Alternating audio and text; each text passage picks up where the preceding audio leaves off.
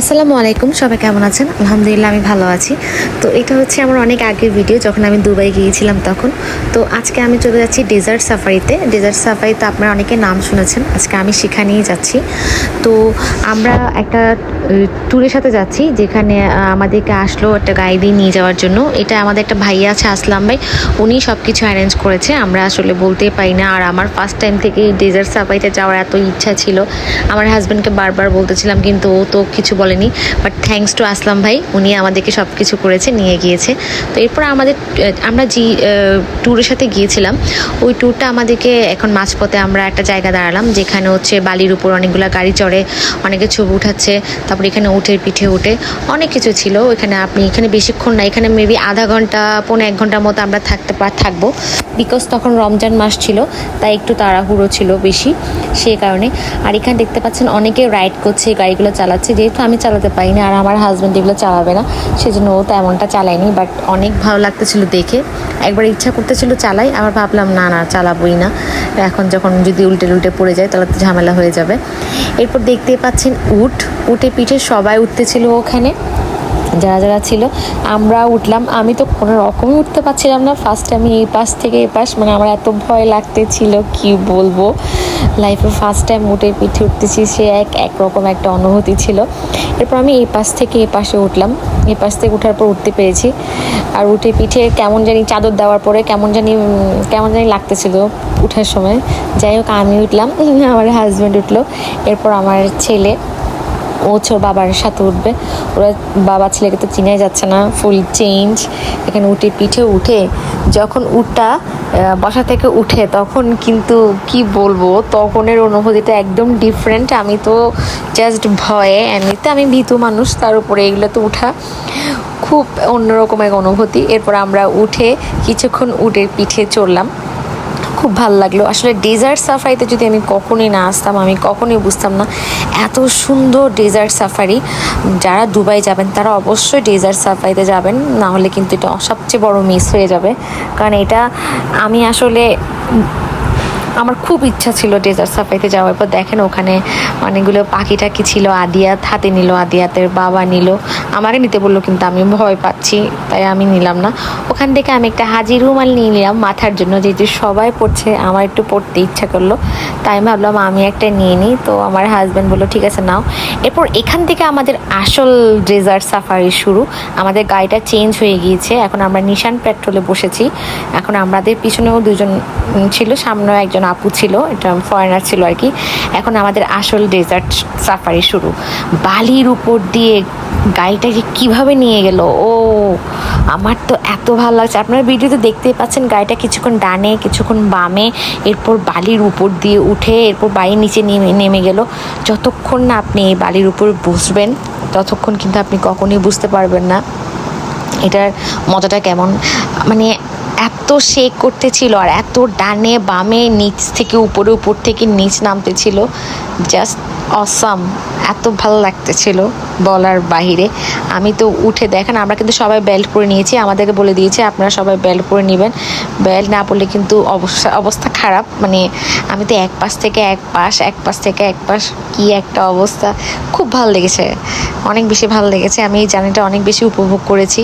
আমি যতটুকু আপনাদেরকে দেখাতে পেরেছি আমি দেখাচ্ছি। এটা বালির উপর দিয়ে এমনভাবে যাবে যেটা কি বলবো। এরপর আমাদেরকে একটা জায়গায় দাঁড়া করিয়ে আমরা কিছুক্ষণ ওখানে ছবি উঠালাম উপর থেকে।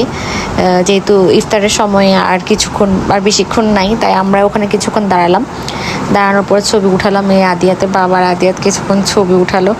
এরপরে ঘটে গেলো একটা দুর্ঘটনা, একটা গাড়ি ওখানে আটকে গেল বালির উপর দিয়ে, ভিতরে অনেকগুলো মানুষ ছিল।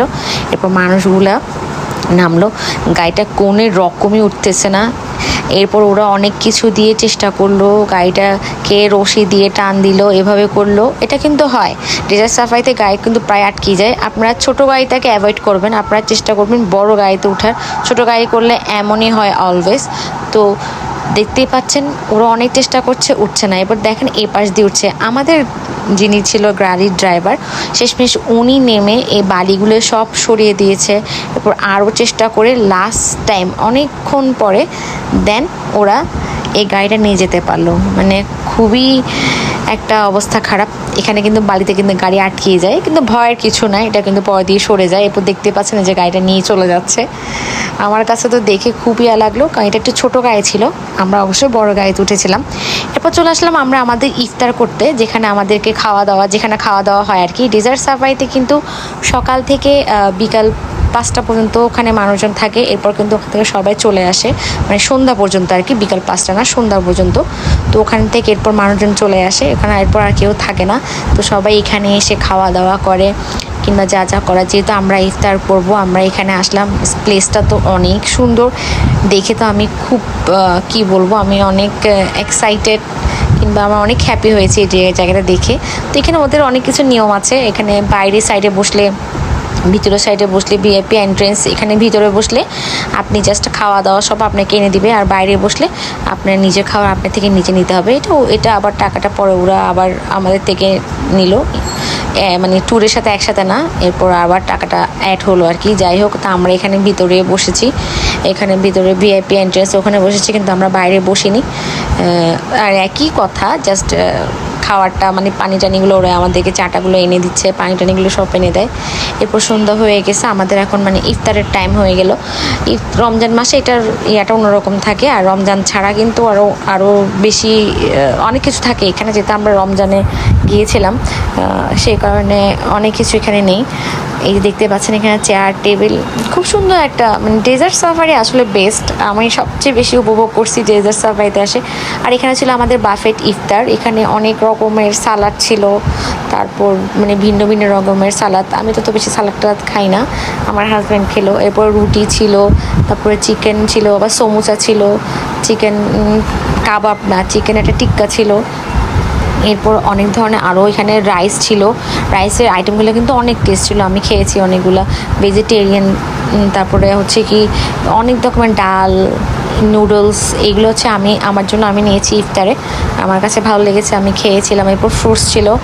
খাওয়া দাওয়া শেষ করে আবার কিছু একটা মিষ্টির আইটেম ছিল, আমি একটু করে রাইস খেয়েছি, তারপর আর কিছু খাইনি। মিষ্টি হালকা পাতলা আইটেম ছিল, যেহেতু রমজান মাস ছিল তাই বাফেটটা ইফতারের ছিল। এই যে এইগুলো ছিল মিষ্টির আইটেম, তো এইগুলো মানে খেলাম। আমার ভিডিওটা কিন্তু অনেক বড় হয়ে গিয়েছে আর কি, কিন্তু আমি এক্সট্রা করে জয়েন করিনি। এরপর দেখতে পাচ্ছেন ওদের ডান্স একটা প্রোগ্রাম, এখানে বেলি ডান্স হয়, কিন্তু যেহেতু রমজান মাস তাই বেলি ডান্সটা আর হয়নি। এই ডান্সগুলো দেখে এত ভালো লাগছে কি বলবো, আপনাদের জন্য আমি ছোটো ছোটো ক্লিপ নিয়ে রেখেছি, অনেক ভালো লাগে। যখন আপনারা নিজের চোখে গিয়ে দেখবেন তখন আপনাদের আরও বেশি ভালো লাগবে। আমাদের কাছে তো অনেক বেশি ভালো লেগেছিলো। ইফতারের পর আমরা দেখেছি। এরপর দেখেন আদিয়া স্টেজের উপরে উঠে, দেখেন মাথার উপরে আমার ছেলে পাখি নিল, কি বলবো, আমার ছেলের ইচ্ছা ছিল মাথার উপর পাখি নেবে। এরপর আমাদের জন্য চলে আসলো চা। দুবাই গিয়ে কিন্তু চা আমি মিস করছি না। তো চা খেলাম সবাই বসে, চা খাওয়ার পর এবার চলে আসলো ফায়ার গেমস, খুব সুন্দর। এই ফায়ারটা না দেখলে আমার কাছে এত ভালো লেগেছে, ওদের অনেক সুন্দর, খুব রিস্কি কিন্তু জাস্ট ওয়াও, আপনারা দেখলে বুঝতে পারবেন এত সুন্দর ফায়ার শো করছে ওরা, অনেক সুন্দর ফায়ার শো। আমি জাস্ট ছোটো ছোটো ক্লিপগুলো নিয়েছি আপনাদের জন্য, যাতে আপনারা দেখতে পারেন, অনেক সুন্দর সুন্দর। বাট আমি তো ফুল ফায়ার শোটা দেখেছি। ফুল প্রোগ্রাম শেষ করে আমরা চলে আসছি। আমরা একটা ট্যুরের সাথেই গিয়েছিলাম, ওখানে সব কিছু একসাথে মানে আপনাদের যাওয়া আসা সব কিছু মিলে একটা প্যাকেজ থাকে, তো ওই প্যাকেজের মধ্যে আমরা আসছি। আর আমাদেরকে নিয়ে আসছিল হচ্ছে আসলাম ভাই, থ্যাঙ্কস টু আসলাম ভাই। আসলাম ভাই আমাদেরকে নিয়ে না আসলে আমি কিন্তু আসতেই পারতাম না, আমার হাজব্যান্ড তো চাই নাই, ও বলে কি আচ্ছা ঠিক আছে যাবো, মানে ও সিরিয়াস ছিল না, বাট আসলাম ভাইয়ের কারণে এটা দেখা হয়েছে, তো সেজন্য আসলাম ভাইকে অনেক বেশি ধন্যবাদ। এরপর আমরা এখান থেকে আস্তে আস্তে করে বের হয়ে যাব, যেহেতু আমাদের প্রোগ্রাম শেষ, আর সন্ধ্যা পর তো এটা ক্লোজ হয়ে যায়, এটা আর থাকে না। সন্ধ্যার পর সবাই সবার বাসায় চলে যায়। এখানে দেখতে পাচ্ছেন এখানে ঘোড়া, উট সব কিছুই আছে। আবারও আমাদেরকে বালির উপর দিয়ে আমরা আবারও চলে যাচ্ছি। উফ, এত মজার একটা জার্নি ছিল, কি বলবো, বালির উপর দিয়ে ওঠার মজাটাই আলাদা। এরপর আমাদেরকে নামিয়ে দিয়েছে, নামানোর পর আমরা আরেকটা গাড়ি করে আমাদেরকে হোটেলের সামনে পৌঁছে দেবে। সবাই ভালো থাকবেন, আল্লাহ হাফেজ।